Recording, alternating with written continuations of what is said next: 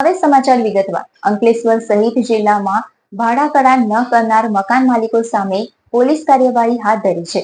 ભરૂચ જિલ્લામાં 4 દિવસની સ્પેશિયલ ડ્રાઈવનું 343 મકાન માલિક સામે કાર્યવાહી કરી છે.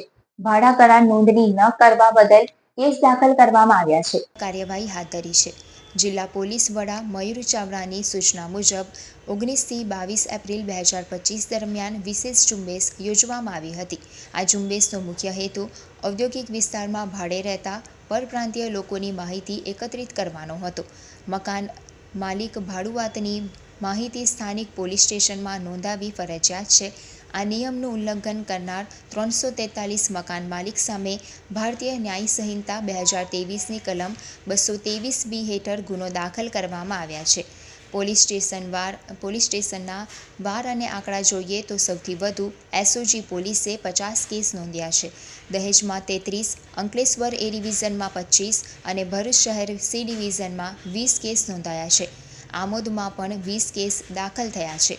પાનોલીમાં 17, વાગરા અને ઝઘડિયામાં 16 કેસ નોંધાયા છે.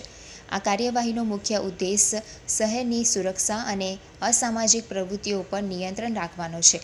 ભાડા કરાર વગર રહેતા ભાડુઆતો અને મકાન માલિકોમાં આ કાર્યવાહીને કારણે ફફડાટ ફેલાયો છે.